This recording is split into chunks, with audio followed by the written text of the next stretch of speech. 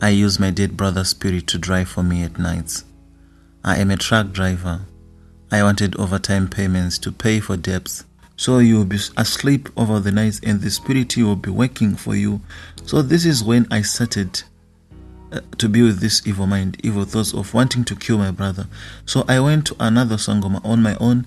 I told the Sangoma that, can you please let my brother die? I want to use the soil on his grave. It was done that I was given a small stone and I was told to throw it at the wall. The next day, Hello viewers, welcome once again to another educative episode of African Confessions HD, right here on Extraordinary Africa. My name is Solution Uncle. If you're still new in this show, we publish lifetime confessions. Usually, we publish anonymously for their own safety reasons. Listeners, you're having a challenge, you're having a problem, don't go to the forest and commit suicide. Feel free to share your story with us. Don't be shy. Don't be afraid. Freely contact us on our WhatsApp number +263 775 597 775 +263 775 597 775, or you can contact us on our email address fidelgosh@gmail.com. Listener, don't be shy. Don't be afraid. Today we have this confession of this brother of ours who killed his own brother so that he can use the spirit in his job, in his driving. You let that spirit of the brother to drive for him to faraway places. Unbelievable. Is this happening? I am still unbelieving this. Viewers, without wasting much of your time, let's go straight into the confession. I use my dead brother's spirit to drive for me at nights. I am a truck driver. I wanted overtime payments to pay for debts. There is this truck of my previous employer which caught fire in my hands, so I was supposed to pay all the damages. I've been working for more than 5 years, trying to pay back to that previous owner. So I tried by all means. How can I make it possible for me to be rich, to be where I am today, to be with the houses I have was because of my dead brother's spirit. We grew up in Kenya, but our family is from Uganda. My father was a foreman for the farmer. My mom worked in the fields. It is allegedly said that my father and my mom met at that farm. They were both employees to that white farmer. In the beginning, my father and my mother were at same ranks, but the white farmer was impressed by my father's hard working. Later on, promoted him to be the foreman at that farm because of his work of par excellence. I didn't saw my father working there, but the certificates he was given by the farmer tells and shows he was a very hard worker. This is the reason why that white farmer promoted my father to be the foreman at his farm. And by that time, my father was said to be around 40 years without getting married. And he later sent one of his friends to approach for him to this other girl who was a general worker in the farm. That friend was from Kenya. He came to Uganda back then, running away from police case. There was a criminal activity he was involved in here in Kenya, and he escaped from Kenya and went to Uganda. This is what happened those days. After committing a crime here in Kenya, he went to Uganda. That's where he's going to meet my father in the farm. They became friends, and later on my father sent him to approach a girl for him. That friend played a pivotal role for the two to get married, and with time they started dating. That's how my father met my mother. So they've been working in Uganda in the farms of that white farmer. My mom moved to my father's house. They started staying together. A traditional wedding ceremony was done back then. The two were engaged and they moved on together.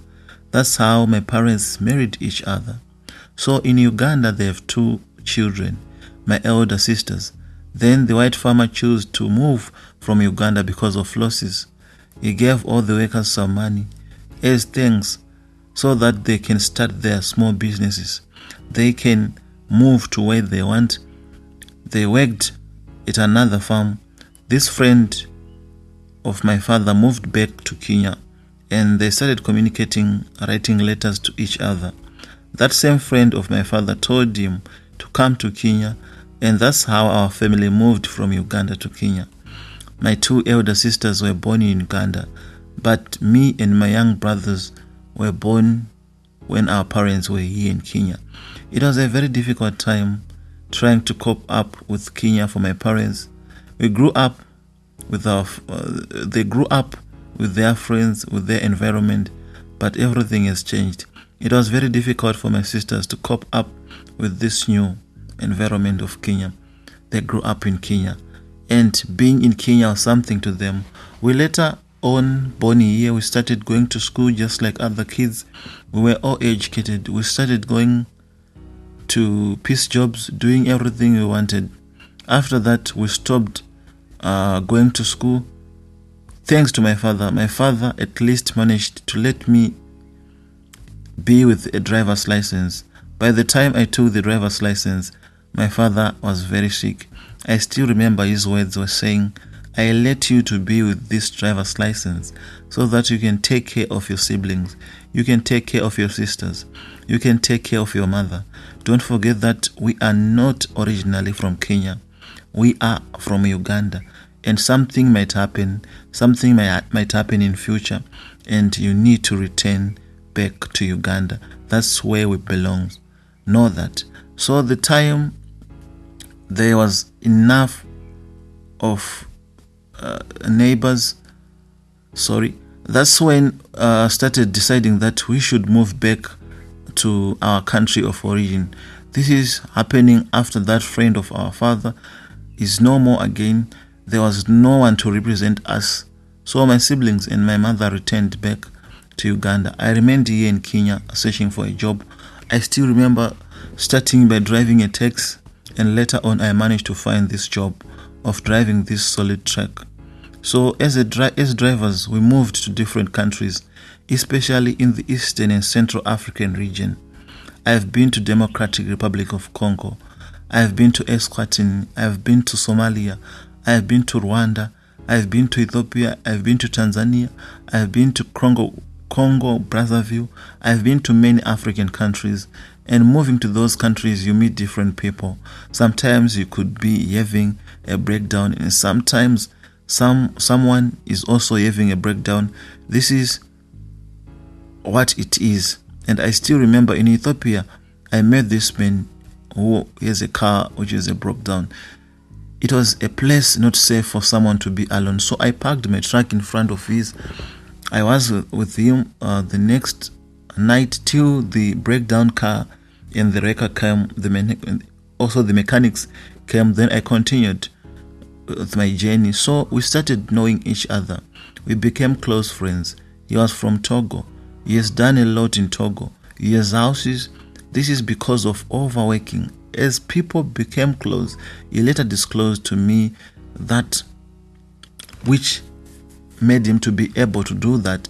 If you have a brother who is dead, go to the grave of that brother, take the soil, then give me the soil. I will do that. I will do it for you, and you start having something to drive for you. So you will be asleep over the night, and the spirit will be working for you. So this is when I started to be with this evil mind, evil thoughts of wanting to kill my brother. So I went to another Sangoma on my own. I told the Sangoma that, "Can you please let my brother die? I want to use the soil on his grave." It was done that I was given a small stone and I was told to throw it at the wall.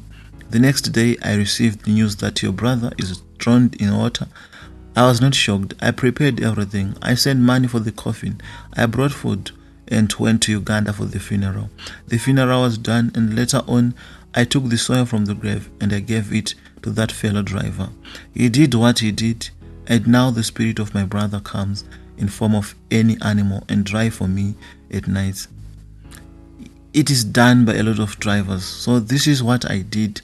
This is what I did, solution angle. I thought I did a good thing, but now my kids are dying. I have 2 wives. In the first marriage, I have 3 kids. They all died by drowning. I also have a second wife, and we have 2 kids. They were 3. The other one was drowned last week. And I start to think the spirit of my brother is still alive and it's after my kids, not after me. I thought I've done it, or I thought I've made money, but I doesn't know it will follow my kids. This is the problem. Can I be forgiven? Can I find someone who can help me, because I am out of ideas? That's my confession. Please hide my identity when you publish. Thank you, brother, for sharing your story with us. We have learned from your story. I'm sorry to your kids for what they are facing. They are innocent. They are innocent, and they are facing this. We have learned. Listeners, don't forget to comment. Let's comment. Without getting much into this brother's confession, let's have a look on our previous video. Top leader ritual exposed by a brother in a shocking confession. There were comments which came from you viewers. The first comment was from user TZ1PE4ND6S. Go on TV and radio to expose him. That way all eyes will be in him, whatever happens to you. Thank you so much for the feedback, sister. And there was Magari Todonko. I'm sorry for bad pronunciation. You need Jesus to set you free from your brother. When you become a child of God, He will take you out of the lion's den. Thank you so much for this valuable comment. Christiana Ukumbuza is not helping expose the name. Truly, I've been complaining to many of these people who came to my WhatsApp number. They don't want to expose. They don't want to fully expose. They just want to let us with that fear. Please be specific. Tell us the names of the brands so that we can know. Thank you so much for the feedback, sister. Londiwe Selimpilo. She is saying, Proverbs chapter 10, verse 22 says, God give blessings or gifts and add no sorrow to it. Therefore, any calling that threaten to kill and destroy you, it is not from God. Only Satan's mission is to steal and kill and destroy. The devil give an imitation of spiritual gifts in order to keep people in bondage and fully dependent on him. He is creative. Thus, he used images of our ancestors, culture, and lack of knowledge to bring more confusion. When you gave semen to our brother, you were giving away your children, your grand and great grandchildren as sacrifice. Don't ever try exposing him physically, but seek Jesus Christ and deliverance, for this is spiritual welfare. Thank you so much, sister, for this. I think I have to reread this one. To this comment from our lovely sister Alondiwe Selimpilo. Proverbs chapter 10 verse 22 says, God give blessings and add no sorrow to it. Therefore, for calling that threaten to kill and destroy you, it is not from God. Only Satan's mission is to steal and kill and destroy. The devil give an imitation of spiritual gifts in order to keep people in bondage and fully dependent on him. He is creative. Thus, he used images of our ancestors' culture and lack of knowledge to bring more confusion. When you gave semen to your brother, you are giving away your children, grand and great-grandchildren as sacrifice. Don't ever try exposing him physically, but seek Jesus Christ and deliverance for this spiritual welfare. Thank you so much, my sister. Thank you so much. Thank you so much, my sister, for this comment. I'm sure you are watching, my brother. I'm sure someone who is in a similar, who is facing similar problems is watching. Thank you so much for this helpful comments, listeners.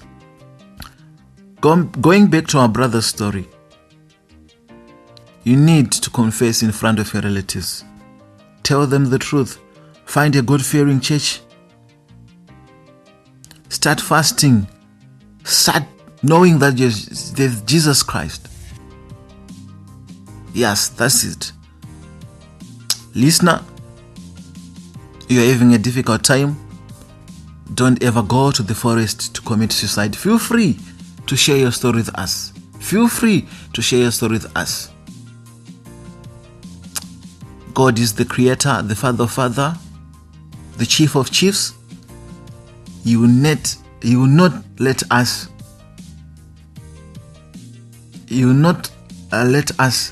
be behind. So listeners, thank you so much for tuning in to Extraordinary Africa. Until we meet again in other episodes, thank you so much. Bye for now.